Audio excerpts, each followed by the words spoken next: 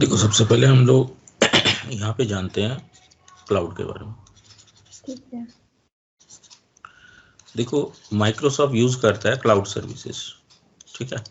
जैसे cloud services कौन कौन सी हो सकती है, जैसे कि आप एज्योर जो है वो माइक्रोसॉफ्ट का है, हाँ, ठीक है।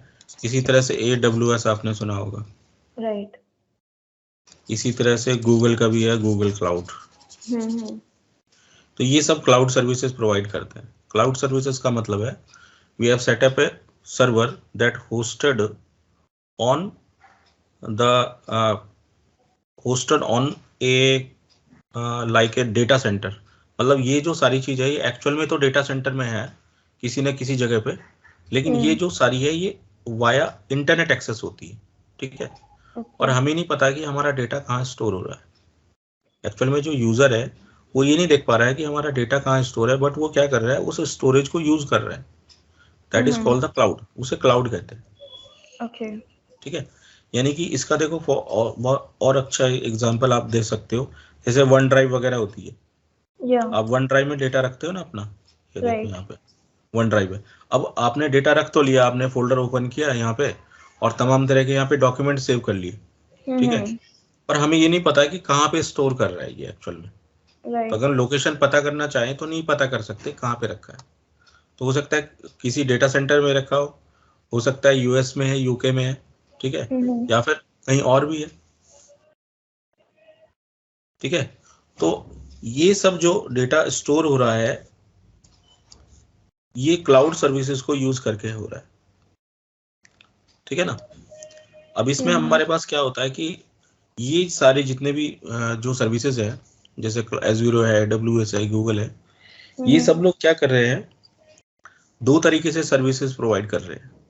एक तो फर्स्ट जो मेथड है वो ये कह रहे हैं कि हमसे आप इंफ्रा परचेज कर लो, इंफ्रास्ट्रक्चर।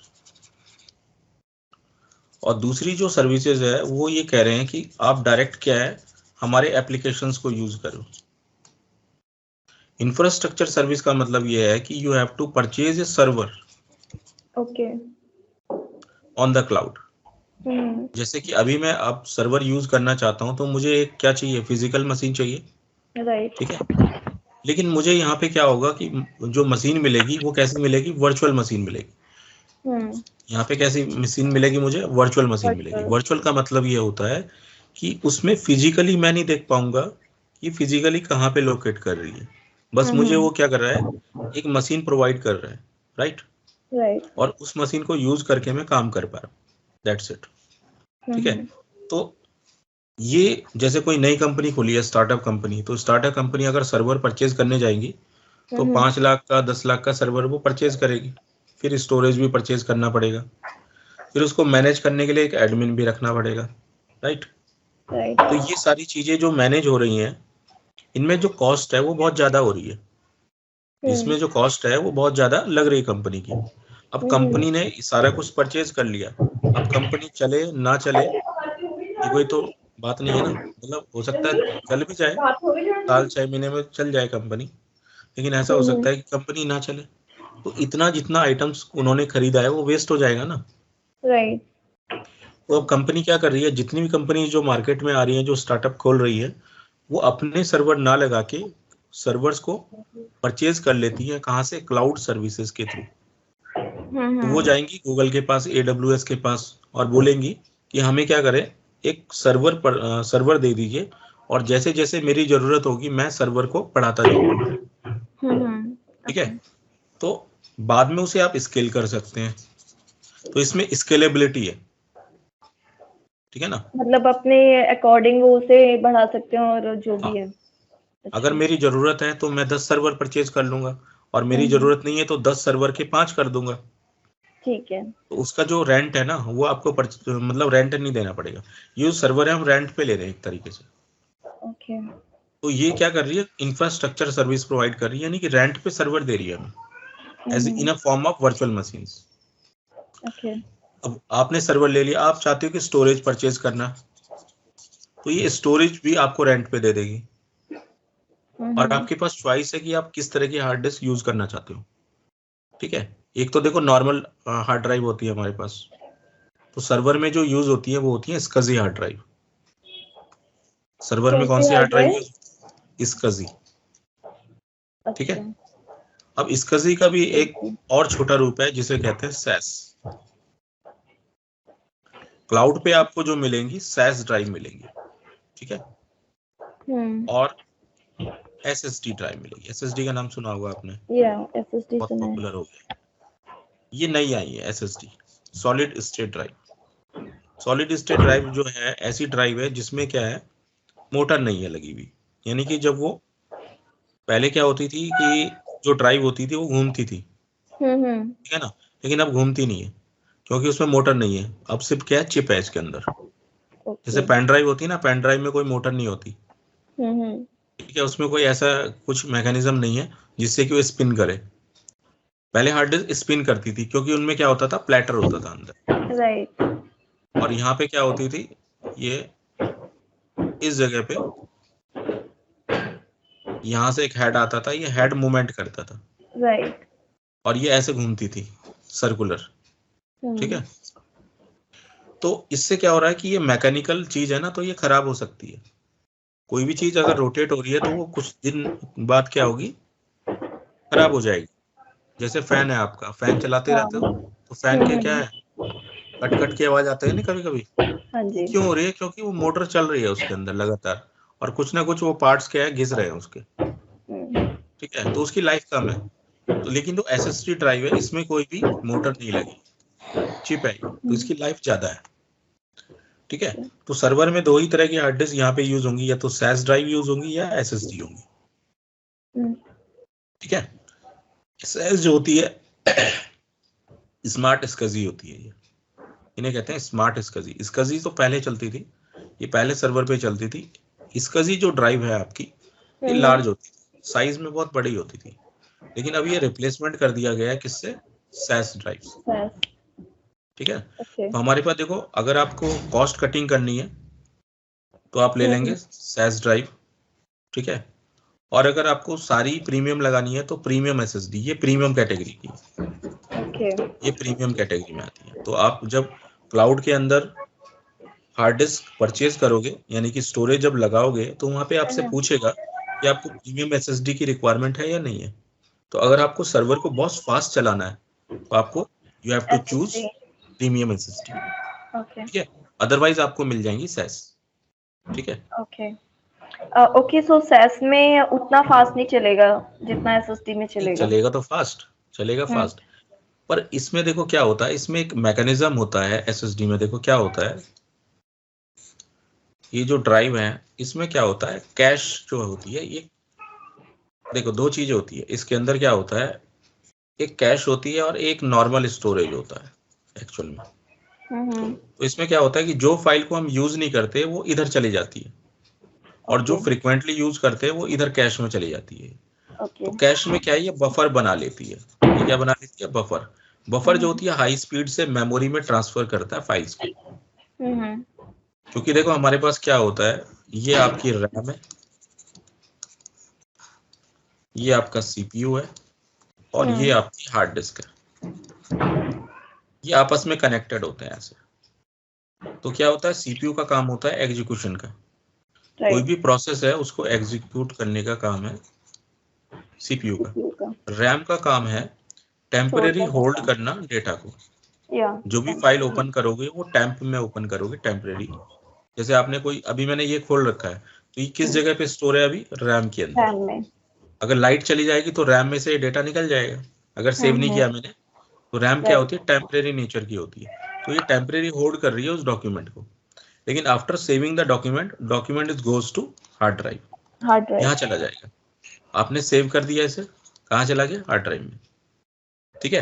लेकिन किसी फाइल को जब मैं फैच करूंगा तो वापस से हार्ड ड्राइव से कहाँ जाएगी, रैम के अंदर जाएगी।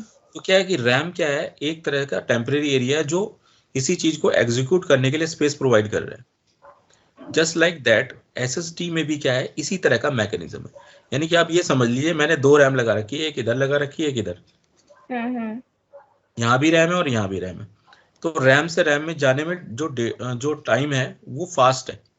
मतलब कोई भी चीज है जब हार्ड डिस्क से ओपन करूंगा तो वो पहले ओपन होगी टैम्प के अंदर और उसके बाद वो क्या करेगी, यहाँ भेजेगी उसको, ठीक है, और यहाँ पे भी जाके वो ओपन हो जाएगा। तो एक पेज यहाँ ओपन हो जाएगा, एक पेज यहाँ ओपन हो जाएगा, ठीक है।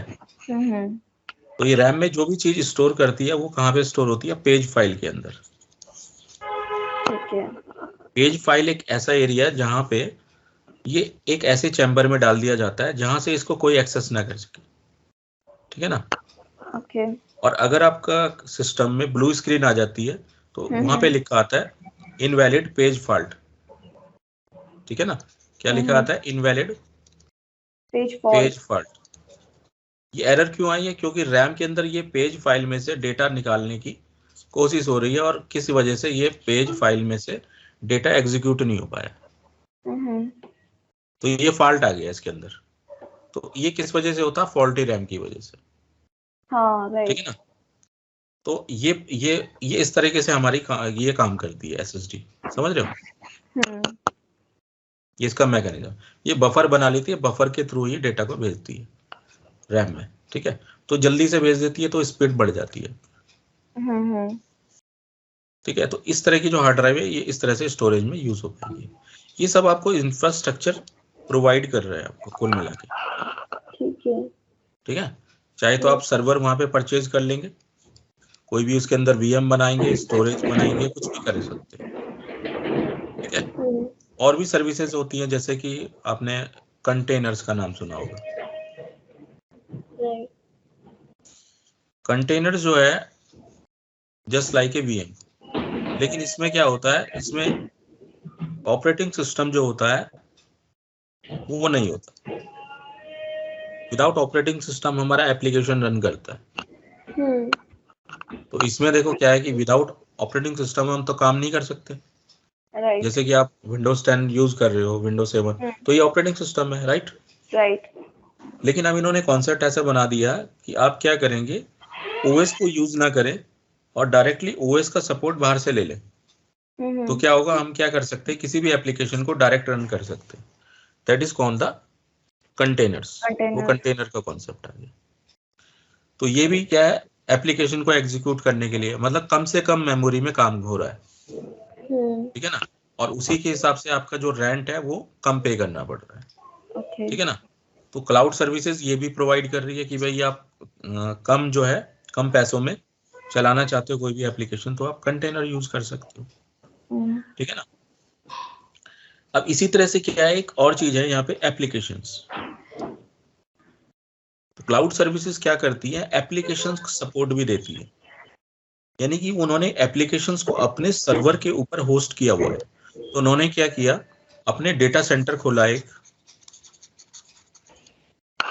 इस डेटा सेंटर के अंदर उन्होंने क्या किया, बहुत सारे सर्वर होस्ट कर लिए, ठीक है ना। तो उन्होंने क्या किया, यहाँ पे एक सर्वर होस्ट किया और इस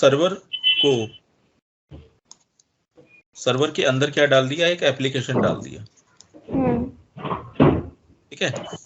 अभी एप्लीकेशन कुछ भी हो सकता है, जैसे कि हमारे केस में ये है ऑफिस 365, ठीक है। अब क्या हो रहा है कि यूजर क्या कर रहा है, क्लाउड सर्विसेज परचेज कर रहा है, तो उसको क्या मिलेगा, एक सब्सक्रिप्शन मिलेगा। सब्सक्रिप्शन एक सर्विस है जो आपको मिलती है ईयरली या फिर मंथली। तो जो अगर आप चाहते हो कि मंथली चार्ज कटे तो मंथली आप चूज करोगे, अदरवाइज आप चूज करोगे ईयरली, ठीक है। अब इसमें क्या है कि इसमें भी आपके पास सब्सक्रिप्शन में भी चूज करने के लिए रहता है कि आप इस एप्लीकेशन के अंदर क्या क्या चीज यूज करो। तो ऑफिस 365 एक्चुअल में क्या है, एक प्रोडक्ट सूट है। It is a product suit. Product suit उसे कहते हैं जिसके अंदर एक एप्लीकेशन ना होके मल्टीपल एप्लीकेशंस हो। ओके। जैसे कि आपने कहा एमएस ऑफिस, एमएस ऑफिस का तो नाम सुना है आपने, राइट। एमएस ऑफिस के अंदर एमएस वर्ड भी है, देखो, पावर पॉइंट भी है, एक्सेल भी है, ठीक है, और भी होते हैं ना बहुत सारे, Word, Excel, PowerPoint, Access भी होता है एक, एक्सेस, राइट, ठीक है। एक होता है MS प्रोजेक्ट। ठीक है, ये सब जो है MS ऑफिस के अंदर। तो MS office is a product suit. Product suit वो होता है जिसके अंदर बहुत सारे एप्लीकेशंस रहते हैं। ठीक है, उसी तरह से ऑफिस 365 के अंदर भी ये सारी चीजें हैं। अगर आप ऑफिस 365 का प्रीमियम सब्सक्रिप्शन अगर आप लेते हो तो उसमें ये भी मिलेगा, ये भी मिलेगा, एक्सेस नहीं मिलेगा, ये तो खैर नहीं मिलेगा। एक्सेल मिलता है और इसकी जगह विजियो मिल जाता है आपको, MS विजियो। विजियो होता है बेसिकली जैसे कोई आप कुछ क्या कहते हैं उसको, डिजाइन बनाना चाहते हो, उसके लिए आप यूज किया कभी? यूज नहीं किया, इंस्टॉल किया हुआ है। ये डिजाइनिंग के लिए है, कुछ डिजाइनिंग वगैरह करनी है अगर आपको, उसके लिए होता है। ये MS प्रोजेक्ट ये प्लानिंग के लिए होता है, ये होता है प्लानिंग के लिए। ये डेटाबेस के लिए होता है, डेटाबेस बनाने के लिए। पावर पॉइंट में पावर पॉइंट एप्लीकेशन PPT वगैरह बनाते हैं। राइट। वर्ड में आप क्या करते हो, कुछ भी लिखने का काम कर सकते हो। ठीक है, एक्सेल में आप कैलकुलेशन कर सकते हो। तो ये सारी चीजें एक ही पैकेज के अंदर मिल रही है, तो इसे कहते हैं प्रोडक्ट सूट। उसी तरह से हमारा जो ऑफिस 365 ये भी क्या है, प्रोडक्ट सूट है। इसके अंदर बहुत सारी चीजें मिलेगी, वो मैं बताऊंगा कौन कौन सी चीजें इसके अंदर मिलेगी आपको। ठीक है, तो अब ये क्या कर रहा है, माइक्रोसॉफ्ट ने क्या किया, एक सर्वर डेटा सेंटर के अंदर लगाया, होस्ट कर लिया इसे, होस्टेड ऑन द क्लाउड। अब ये क्लाउड पे होस्ट है, यानी कि हमारे लिए क्लाउड है, उनके लिए तो ऑन प्रीमाइस हो गया ना, ये वो तो डेटा सेंटर पे रख दिया उन्होंने। ठीक है, अब यहाँ पे हम क्या कर रहे हैं, इस जो माइक्रोसॉफ्ट ने एप्लीकेशन डाली है, ये एप्लीकेशन एक्चुअल में क्या है, ये एक्सचेंज सर्वर का ही पार्ट है ये, लेकिन हम क्या कर रहे हैं, इसे बाहर से एक्सेस कर रहे हैं। तो उन्होंने क्या कर दिया, इसको एक नाम दे दिया माइक्रोसॉफ्ट 365। ठीक है, माइक्रोसॉफ्ट 365 ये नाम दे दिया। ठीक है, अब इसको हम क्या कर रहे हैं, सब्सक्रिप्शन के हिसाब से परचेज कर रहे हैं। ठीक है, अब जब आप इसे परचेज करोगे तो बेसिकली अलग अलग टाइप के सब्सक्रिप्शन होते हैं। जैसे अब मैंने कहा आपको कि आपने ले लिया ये वाला, आपने ले लिया होम प्रीमियम सब्सक्रिप्शन, तो होम प्रीमियम में आपको ये सारी चीजें मिल गई। ठीक है, पर इसमें मेलिंग का कुछ नहीं मिला आपको, देख रहे हो आप, इसमें मेलिंग का कुछ नहीं है। अगर आप मेलिंग का प्लान चाहते हो तो आपको जाना पड़ेगा बिजनेस के अंदर। ठीक है, तो आपको बिजनेस प्लान आपको परचेज करना पड़ेगा। तो बिजनेस जो प्लान जो इसका आता है वो आता है E3 सब्सक्रिप्शन। E3 तो ये कह सकते हो ऑफिस 365 E3 सब्सक्रिप्शन, ये आपको लेना पड़ेगा। तो बिजनेस प्लान में आपको ये सारी चीजें मिलेंगी। ठीक है, इसके साथ आपको माइक्रोसॉफ्ट टीम्स भी मिलेगा। ठीक है, साथ में आपको मिलेगा स्काइप फॉर बिजनेस।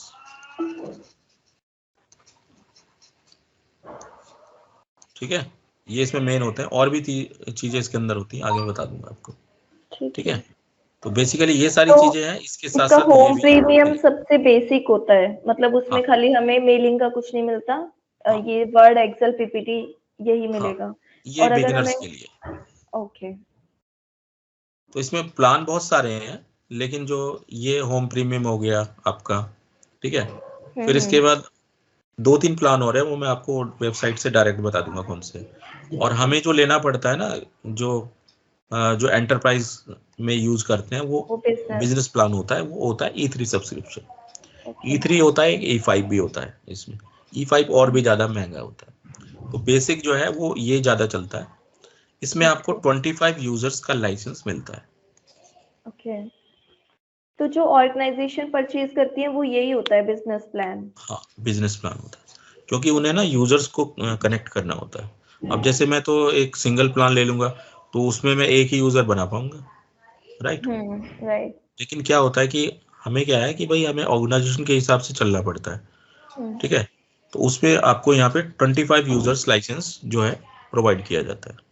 ठीक है, ओके, तो आपको वो उसमें बता देगा भी कितने रुपए आपको देने पड़ेंगे। तो करीब ये 1440 रुपए के आसपास होता है इसका।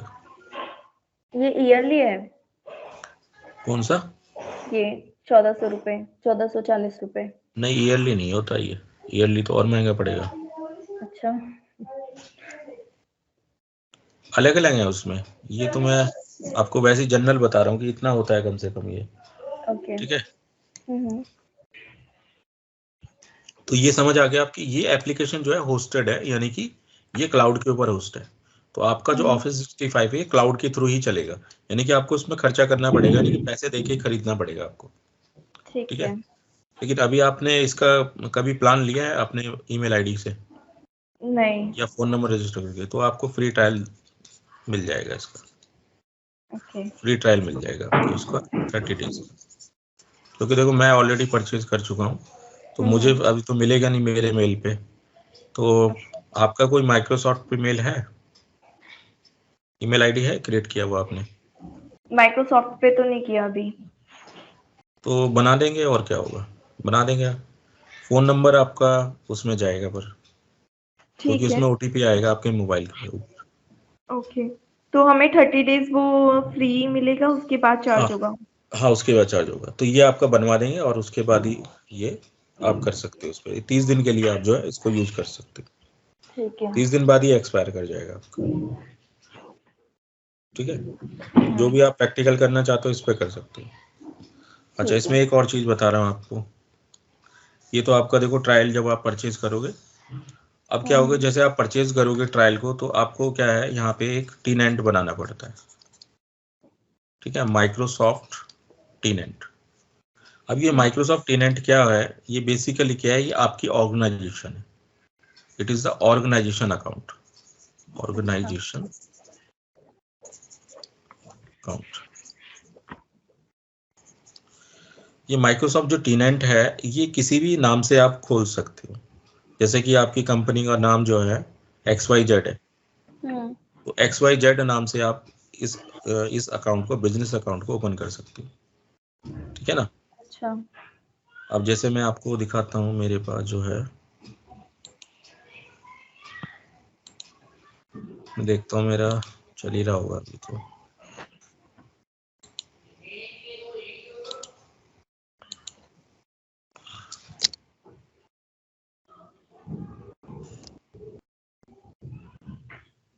तो यहाँ पे आपको खोलना पड़ेगा admin.microsoft.com। तो जैसे आप इसे खोलोगे ना, अभी मेरा तो यहाँ सेटअप है, तो देखो यहाँ पे आ रहा है, देखो देख रहे हो आप, neeraj@sysportal.onmicrosoft.com। तो ये जो आप देख रहे हो ना, ये इतना पार्ट, ये टेनेंट नेम है।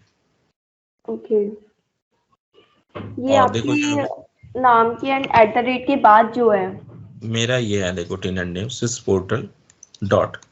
अब ये है आपका, ये देखो आगे आपका लिखा आ रहा है इसमें onmicrosoft.com। onmicrosoft जो .com है, ये माइक्रोसॉफ्ट का पोस्ट नेम है। ठीक है, onmicrosoft.com। ठीक है, तो ये आपका जो है ये हो गया टीनेंट नेम, यानी कि this is your organisation name for accessing your business account. और ये कहाँ पे है आपका onmicrosoft.com डोमेन पे है। This is the domain name. ठीक है, ये डोमेन नेम है माइक्रोसॉफ्ट का, जहां पे ये होस्ट होगा। राइट, ठीक है। तो ये पूरा जो एक ये बन जाएगा आपका, ये मतलब एक वेबसाइट कह सकते हो आप। ठीक है ना? तो ये इस टाइप की बन जाएगी। अब क्या करोगे, इसमें आप जब क्रिएट करोगे तो एक यूजर अकाउंट इसमें बनता है, यूजर अकाउंट। ये यूजर अकाउंट जो होता है ये आपका होता है ग्लोबल एडमिनिस्ट्रेटर, इसे हम बोलते हैं ग्लोबल एडमिनिस्ट्रेटर अकाउंट। ठीक है, अब जैसे आपने कहा कि पूजा नाम से मैंने बना लिया, तो वो आपका क्या हो जाएगा, उस नाम से ये टीनेंट एक्सेस होगा, और इस टीनेंट के जितने भी एडमिन राइट हैं वो आपको मिल जाएंगे। ठीक है, तो ये जो ग्लोबल एडमिनिस्ट्रेटर है, तो ये होता है फुल राइट्स के लिए। मतलब इसमें आपको जो है फुल राइट मिलेगा। जैसे मैंने यहाँ पे आप जो लॉगिन किया है, जैसे मान के चलते हैं, अब जैसे मैं इसको लॉगिन करूंगा तो देखो नीरज करके आ रहा है ना, राइट। तो ये पूरा जो नाम है ये देखो, ये यूजर नेम आ गया, और ये कहाँ पे है, इस डोमेन पे। ओके। ठीक है ना, यानी कि यूजर कहाँ बना हुआ है, इस डोमेन पे बना हुआ है। और ये नीरज यूजर क्या है, is a global admin for this account.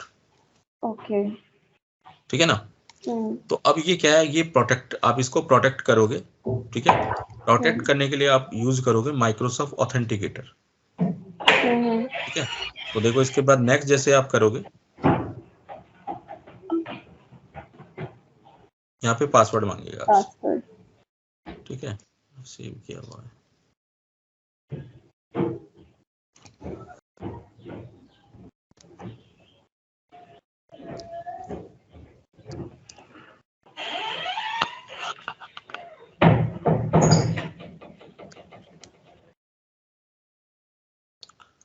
Password भूल गया लगता है, मैं चेंज कर दिया था क्या।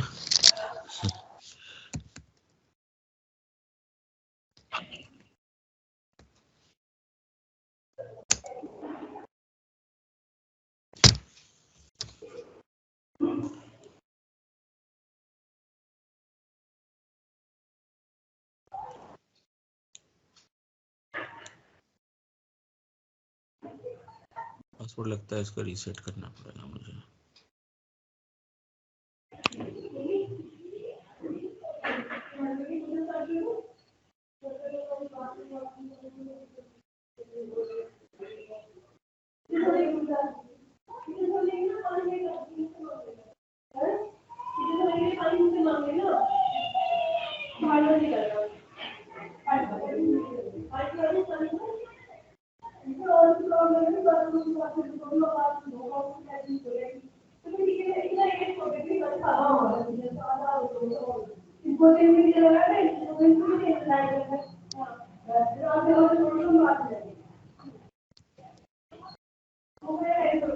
वो ऑप्शन आ रहा है वैसे, रीसेट इट नाउ। मैं सोच रहा हूँ कि खुल ही जाए, फॉरगेट ही करना पड़ेगा।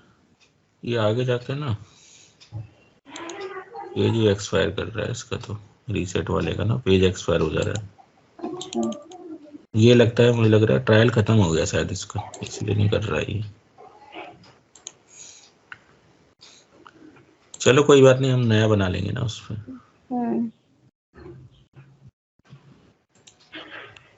ठीक है, तो ये समझ, ये चीज समझ आ गई आपको। हाँ। तो यहाँ पे आप टीनेंट बनाओगे और उसके बाद जो है लॉगिन करोगे, तो आपका जो ग्लोबल एडमिनिस्ट्रेटर अकाउंट है वो आपका ओपन हो जाएगा। अब इसमें सारी सर्विसेज आप यूज कर सकते हो। ठीक है ना। ठीक है।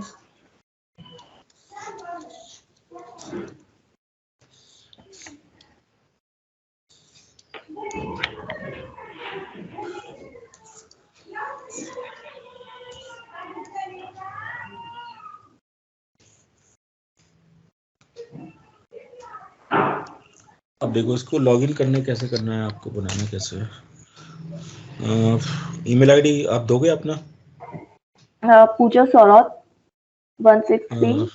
ईमेल आईडी आपका कौन सा, जीमेल पे है। हाँ, जीमेल। चलो जीमेल का ही दे देना। ठीक है, देखो यहाँ पे आओगे आप, तो यहाँ पे आपको ओपन करना पड़ेगा।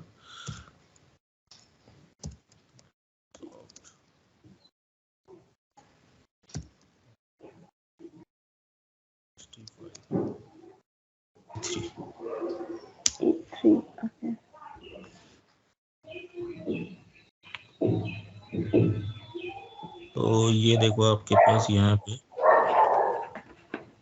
ये वाला लिंक है। ठीक है, E3 एंटरप्राइज। ठीक है।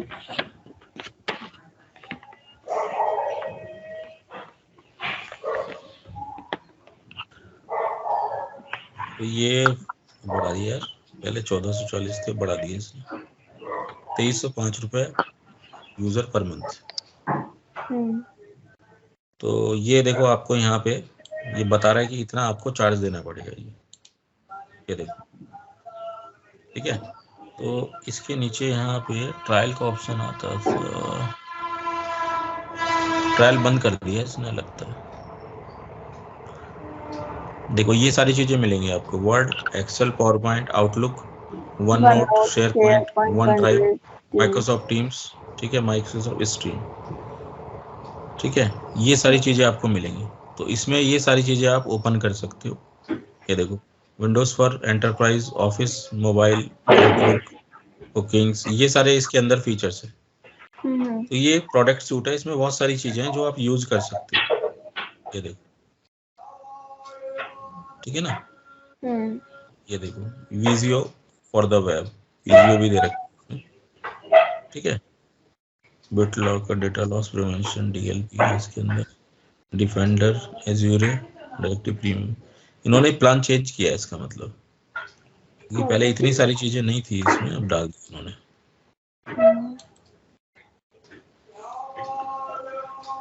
इसमें तो यार देखो लगता है नहीं कि ये ट्रायल देगा, क्योंकि यहीं पे लिखा आ जाता था ट्रायल।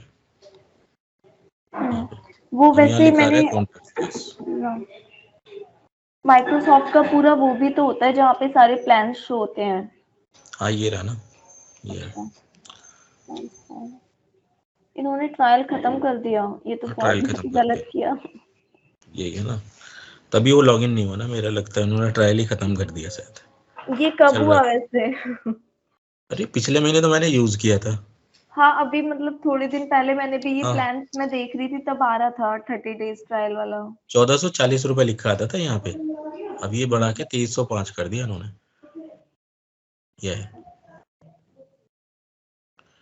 ये पर यूजर का 2305 रुपए लेंगे पर मंथ ये, ठीक है ना। बहुत पहले महंगा कर शायद दिया। पहले 1440 के आसपास ऐसे कुछ था। हाँ तो ये राइट। सबसे जो बेसिक प्लान है वो E3 है यहाँ पे, ठीक है। देखो E5 इससे ज्यादा, मतलब इससे थोड़ा सा और ज्यादा अच्छा है, ठीक है, ये वाला प्लान 4105 रुपये। और फिर इसके बाद है F3 जो है ये वैसे ही है, ज्यादा वैसे नहीं है। तो इसमें देखो क्या क्या मिलेगा, यहाँ आपको पता लग जाएगा। अब ये पेमेंट मेथड लगा दिया ना उन्होंने, नहीं दे रहे, ट्रायल नहीं दे रहे, ये खरीदना पड़ेगा यार, ये तो फिर प्रॉब्लम हो गई।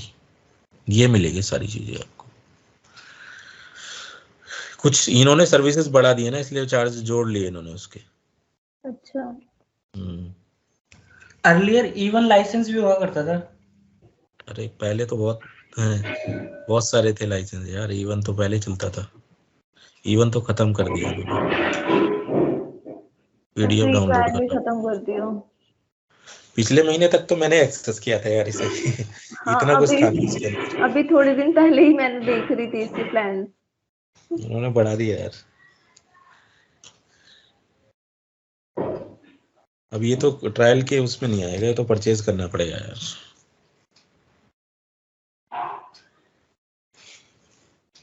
ये परचेज ही करना पड़ेगा लग रहा है। हाँ इसमें देखो ये कंपैरिजन टेबल है, ये देखो दिखाई दे रहा है, जूम करूं? हाँ बहुत छोटा छोटा दिखाई दे रहा है। देखो यहाँ पे इन्होंने इसका जो नाम है ना, ये देखो माइक्रोसॉफ्ट 365, पहले इसका था ऑफिस 65 नाम था पहले, अब इन्होंने माइक्रोसॉफ्ट 365 किया है। देखो माइक्रोसॉफ्ट 365 एप्स, ये इन्होंने ऑफिस हटा दिया इसमें से।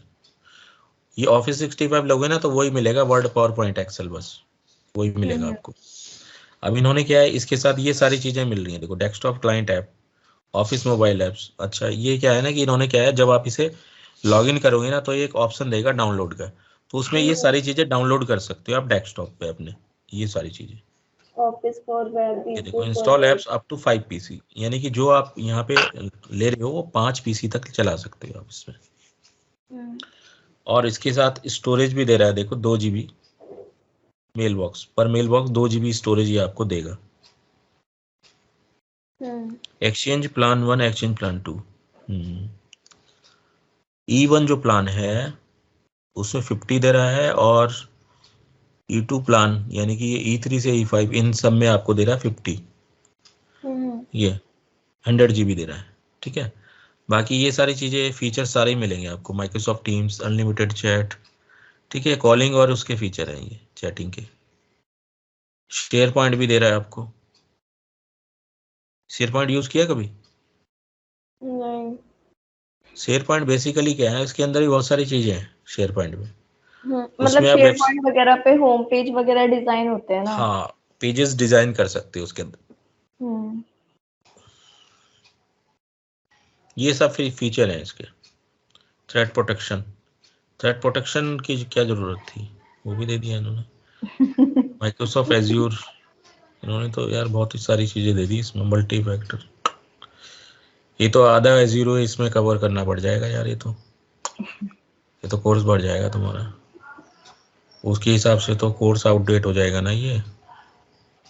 ई डिस्कवरी ऑडिटिंग, ये तो पूरा एक्सचेंज सर्वर ही कराना पड़ जाएगा तुम्हें लग रहा है। इसमें तो सारी चीजें दे दी, इसमें तो कुछ छोड़ा ही।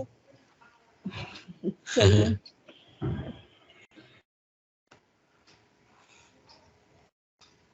एक हफ्ते पहले बना लेना चाहिए था अकाउंट।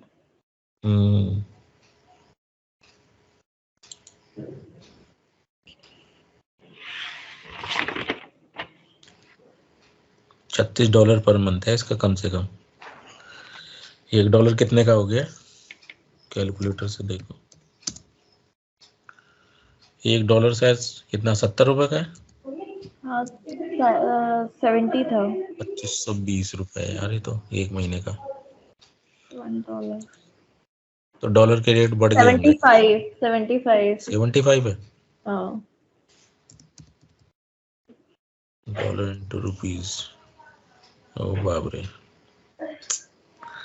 ये $36 मांग रहे हैं यहाँ पे, 2700 रुपये मांग रहे हैं। तो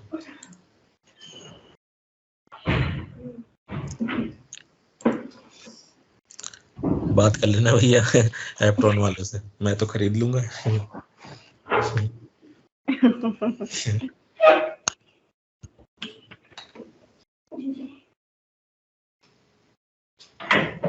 लेकिन हमें तो वैसे भी एजुकेशन पर्पस के लिए चाहिए ना।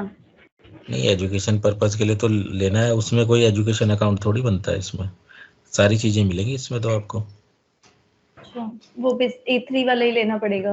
हाँ, कम से कम तो ये लेना पड़ेगा ना। ओके। वो लॉक है। कम से कम देखो, ये सबसे छोटा यही है आपका। ओके। ये तो कुछ फ्रंट लाइन वर्कर्स के लिए है ये शायद, वर्कफोर्स। ये तो अलग है, इसमें कुछ मिलेगा नहीं लगता है। ये फीचर नहीं होंगे उतने। 575 में क्या देगा यार ये। यही मिल रहा है एक्सेल एक्सचेंज नहीं मिला 5.1 इसके नोट अंदर। टीम्स। हाँ, तो कोई इसके अंदर फायदा ही एक्सचेंज है ही नहीं। नहीं, यूज ही नहीं कर सकते ना एक्सचेंज को, इसमें है ही नहीं।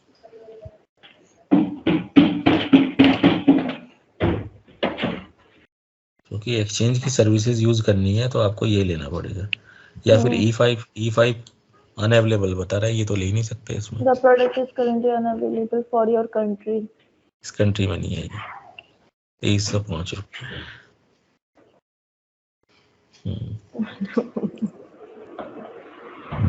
ट्रायल होता, मैं ट्रायल से करवा देता।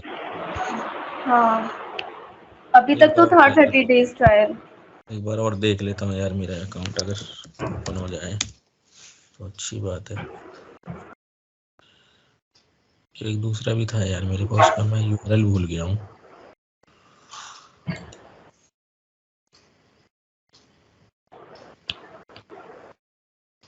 तो करके देखता हूँ अगर खुल जाए तो। नहीं खुलने दे रहा है तो।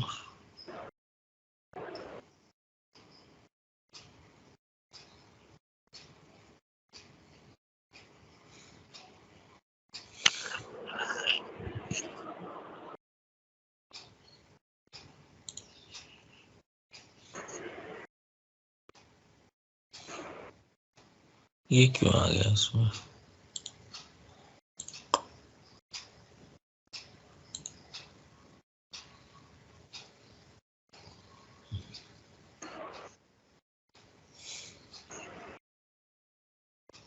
देखता हूँ या फिर सेटअप तो नहीं है इसमें।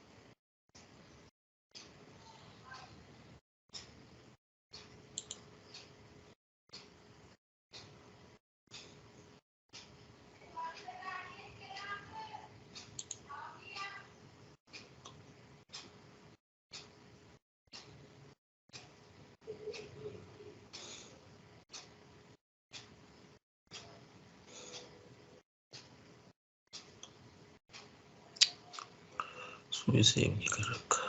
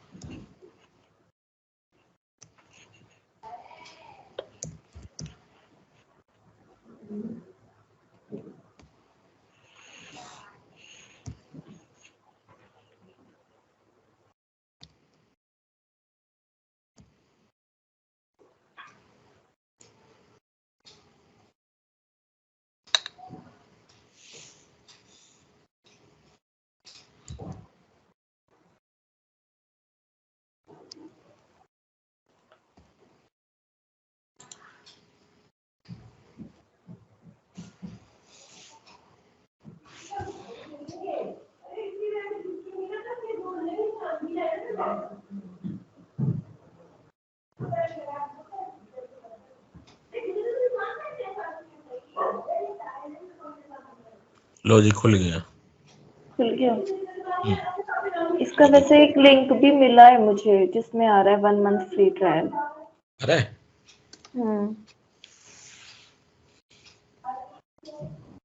आ रहा है तो उसको कर लेंगे, अगर वो चल रहा है तो अच्छी बात है।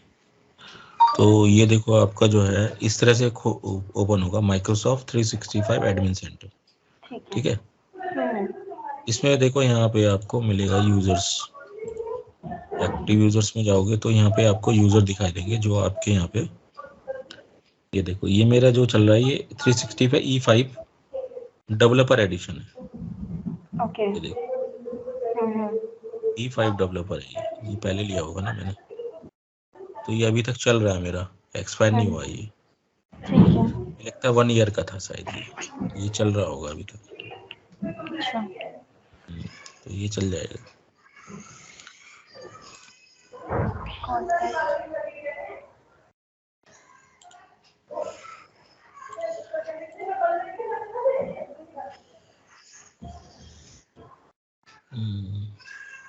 देखो ये टेनेंट नेम है सिस लर्निंग, यहाँ पे आओगे ना तो ये दिखाएगा। तो ये अलग अलग अकाउंट बना रखे थे मैंने।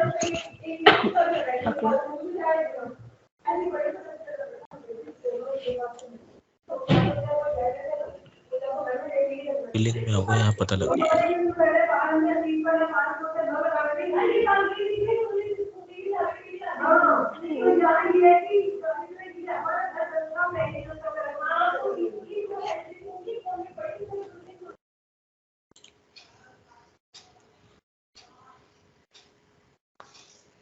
ये देखो माइक्रोसॉफ्ट, ये प्रोडक्ट नेम देखो ये आ रहा है E5 डेवलपर।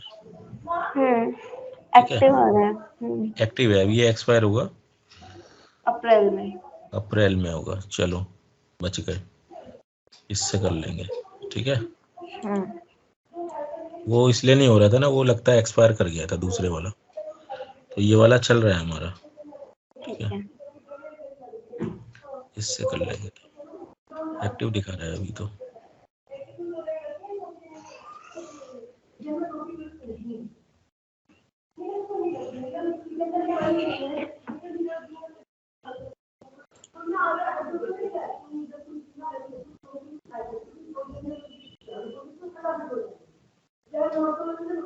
अवेलेबल लाइसेंस 8 बच्चे हैं इसमें। देखो टोटल 25 लाइसेंस में से 17 यूज हो चुके हैं। राइट। ठीक है ना, तो जितने अकाउंट मैंने यूज किए होंगे ना, यहाँ पे देखो जो एक्टिव यूजर्स है ना, जितने अकाउंट मैंने यूज किए होंगे, ये देखो देख रहे हो, तो इन सब के लाइसेंस यहाँ पे कंज्यूम हो चुके हैं।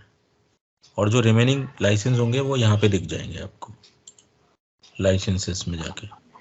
17 8 लाइसेंस अभी बचे हैं यहाँ पे, तो बाकी आप हटा के दोबारा से यूज कर सकते हो, कोई दिक्कत नहीं। ओके। बिल पेमेंट में यहाँ आपको दिखा देगा कि आपका बिल अमाउंट इतना हुआ है। ये तब होता है कि जब आप कंटिन्यू इसको यूज करते रहते हो ना, तो दिखाता रहता है आपका नेक्स्ट बिल का वो ड्यू है। ठीक है, अभी इसमें कुछ नहीं दिखाएगा, इसमें तो खाली दिखा रहा है ये आपने बिलिंग अकाउंट कौन सा यूज कर रहे हो। ठीक है, स्टेटस एक्टिव है कि नहीं है। पेमेंट मेथड में अगर आपने कोई कार्ड वगैरह लगा रखा है तो वो यहाँ पे कार्ड वगैरह ऐड कर सकते हो आप इस पे। ओके। ठीक है, बाकी ईमेल आईडी वगैरह दिखा रहा है किस ईमेल आईडी पे रजिस्टर्ड है ये। ठीक है, ये देखो ऑर्गेनाइजेशन नेम आ रहा है सिस लर्निंग, तो ये टेनेंट नेम होता है। जब स्टार्टिंग में आप करोगे तो इससे क्रिएट कर सकते हो आप। ठीक है ना, ठीक है। और ये हमारा नीरज अकाउंट जो है वो ग्लोबल एडमिन है। देखो यहाँ से आप ग्लोबल एडमिन चेंज कर सकते हो, दिखा रखा है बताओ चेंज ग्लोबल एडमिन। ये देखो, तो ये आपका ग्लोबल एडमिन है। ठीक है, जो इस ऑर्गेनाइजेशन को हैंडल कर रहा है। ठीक है, ओके।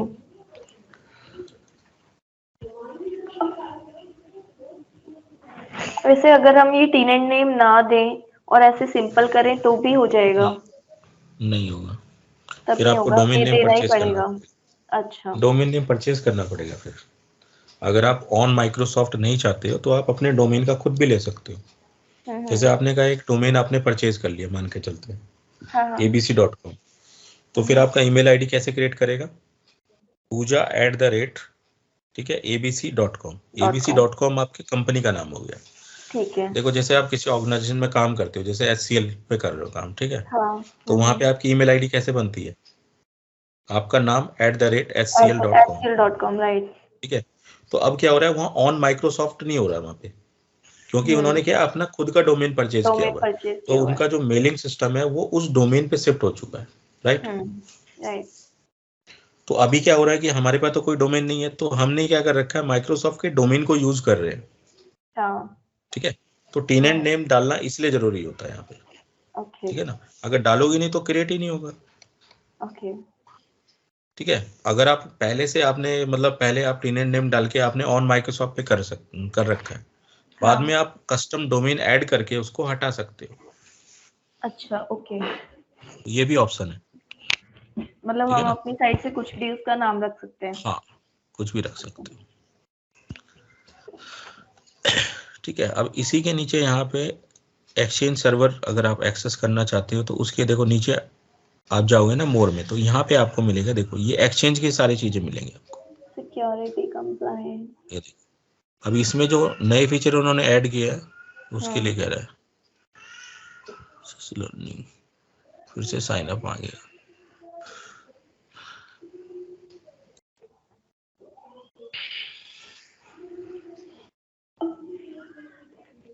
चलो पासवर्ड तो नहीं मांगा इसने। तो ये इसके अंदर देखो डिफेंडर वगैरह के फीचर अगर आप यूज करना चाहते हो तो उसके लिए आप कर सकते हो। ओके।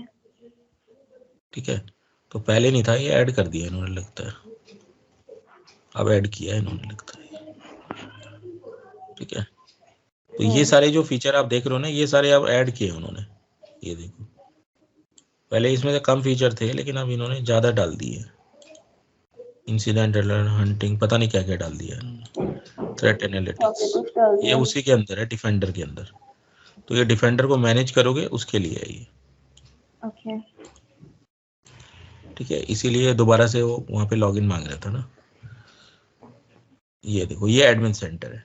सिक्योरिटी में गए तो नया यहाँ पे खुल गया, देखो सिक्योरिटी का अलग पोर्टल है, security.microsoft.com, वो था एडमिन सेंटर। ठीक है, ये डिफेंडर है हमारा।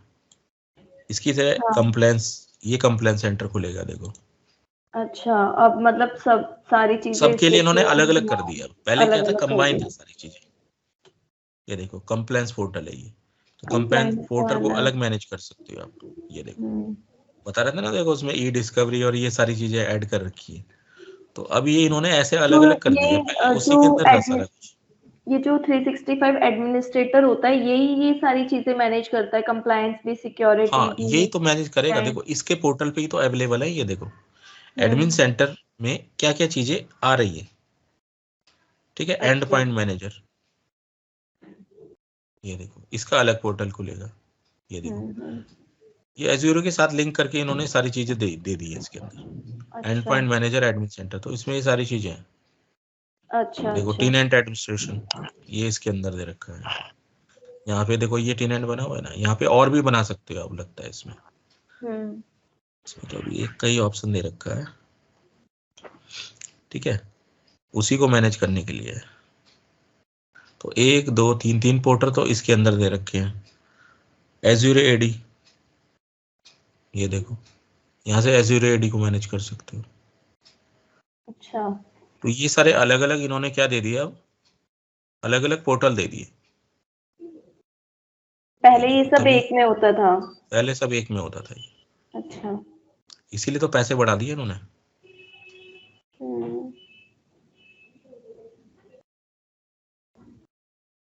ये देखो ये मेरे ऑन प्रीमाइसेस यूजर हैं, ये देखो यहाँ दिख रहा है ना, ये ऑन प्रीमाइसेस यूजर मैंने माइग्रेट करके लाया था कुछ, तो वो दिखाई दे रहे हैं यहाँ पे एज्यूर एडी। ठीक है ना, ये देखो देख रहे हो ना कितने सारे यूजर है। ये सारे यूजर मैंने जो है एक दूसरा सर्वर बना रखा था ऑन प्रीमाइसेस, वहां से यहाँ पे माइग्रेट किए थे। अच्छा। ठीक है, दूसरी क्लास चल रही थी ना, उसमें कर रही थी, तो ये उसके लिए था। और ये एक्सचेंज है आपका, ये एक्सचेंज पोर्टल आएगा। ये मेन चीज ये है, देखो जो ऑफिस 365 का आपका जो है ना एमएस एक्सचेंज वाला, वो इसमें चलेगा। ये एक्सचेंज वाला है, ये सारी चीजें। ठीक है ना, अब देखो एक्सचेंज का तो चलता है एडमिन सेंटर से, एक्सचेंज एडमिन सेंटर, इसमें आप ऑफिस 365 यूज कर सकते हो मेलिंग के लिए। तो मेलिंग वाली सारी चीजें यहाँ करेंगे। ठीक है ना, देखो ये अलग चीज है, एज्यूर एडी अलग चीज है। ये इन्होंने देखो एंड पॉइंट अलग चीज बना रखा है। 364 कंप्लेन सेंटर अलग बना दिया इन्होंने, सिक्योरिटी सेंटर अलग बना दिया। तो इन्होंने अब ये इसके अलग अलग कोर्स करने पड़ेंगे आपको। मतलब अब इन्होंने क्या किया होगा ना, इनके लिए अलग अलग कोर्स बना दिए होंगे, उनके लिए अलग अलग आउटलाइन बनाई होगी, क्योंकि इतना सारा नहीं है आपके उसमें। आपके उसमें तो सिर्फ आपका एक्सचेंज वाला पोर्टल है। अब देखो एडमिन सेंटर के थ्रू जा रहे हैं ना आप, तो आप जो एक्सचेंज को यूज करोगे ना यहाँ से, ये ना देखो एक्सचेंज एडमिन सेंटर, इसको यूज करोगे यहाँ पे, जैसे मेल बॉक्स बनाना, ग्रुप बनाना, रिसोर्स बनाना, कॉन्टेक्ट बनाना, ये सारे आएंगे। ठीक है ना, ओके। तो ये जो माइक्रोसॉफ्ट 365 एडमिनिस्ट्रेटर होते हैं, तो ये क्या सिर्फ एक्सचेंज मैनेज करते हैं या बस ऑल ओवर पूरा 365 ना मैनेज ये करते हैं? पूरा मैनेज नहीं करेंगे, सिर्फ ये इसको मैनेज करेंगे, एक्सचेंज एडमिन सेंटर को। ओके। बाकी ये सारी मैनेज नहीं करेंगे। ये फिर अलग अलग डिपार्टमेंट मैनेज करते होंगे ना, इसी हाँ के थ्रू? ओके। हाँ, इसमें एज्योर एडी आप कर सकते हो, अगर माइग्रेशन वगैरह करना चाहते हो तो कर सकते हो, पर इसके लिए आपको ऑन प्रीमाइस एक्सचेंज सर्वर का नॉलेज होना चाहिए, तभी आप इसको यूज कर सकते हो। ओके। तो एक्सचेंज पे काम किया पहले कभी? नहीं किया ना? तो अगर उस पे काम करते ना आप थोड़ा, तो आपको आइडिया हो जाता है इस चीज का। तो वो भी सिखा दो आप। वो तो देखो उस पे टाइम लगता है, 2 महीने टाइम लगता है उसमें सिखाने में, ऑन प्रीमाइसेस वाला। तो ये तो आपने आपका जो सर्टिफिकेशन भी किया हुआ है? मैंने आपने सर्टिफिकेशन भी किया हुआ है? हाँ। हाँ अच्छा। सर्टिफिकेशन किया हुआ है, मैं माइक्रोसॉफ्ट ट्रेनर हूँ, MCT। अच्छा। ठीक है, तो ये सारी चीजें आपको कराई जाएंगी। अब देखो इसमें अगर देखो मेरे हिसाब से अगर आप चलते हो हाँ। तो उसके लिए देखो मैंने बना रखा है कोर्स वैसे तो उसमें तो आपको टाइम लग जाएगा, पर चक्कर ये है उसमें करीब आपको 2.5 से 3 महीने लगेंगे पूरा करने में। अच्छा। हम्म, नहीं एक्चुअली ना, अभी यहाँ पे मतलब मैं ना अपनी टेक्नोलॉजी स्विच करना चाहती हूँ, तो फिर हम्म, इसीलिए 365 में थोड़ा इंटरेस्ट था, तो मैंने कहा चलो ये नई चीज भी है, इसको सीखते हैं। हम्म। देखो अगर वैसा करना चाहते हो कंप्लीट बिल्कुल A to Z, तो उसके लिए तो देखो ये जो मेरे पास कोर्स है ये आपको करना पड़ेगा पूरा। ये देखो अब इसमें देखो कुछ चीजें मैंने आपको बता दी हैं यहाँ पे, जैसे ये देखो अब इसमें देखो ये सारी चीजें बतानी पड़ेंगी, single sign on, directory services, ठीक है, प्लान एंड सब्सक्रिप्शन अभी पढ़ लिया हमने, ठीक है, टेनेंट क्या होता है तो पढ़ लिया, ग्लोबल एडमिनिस्ट्रेटर पढ़ लिया, सब्सक्रिप्शन लाइसेंस, डोमेन मैनेजमेंट, ठीक है, ये सारी चीजें आपको आएंगी। DNS आपको अलग पढ़ाना पड़ेगा, DNS एक्सचेंज का कैसे कॉन्फ़िगर करते हैं, वो सारी चीजें, ठीक है, काफी कुछ है इसमें तो। इसमें बहुत सारी चीजें हैं, तो इसमें करीब आपको 3 महीने के आसपास लग जाते हैं।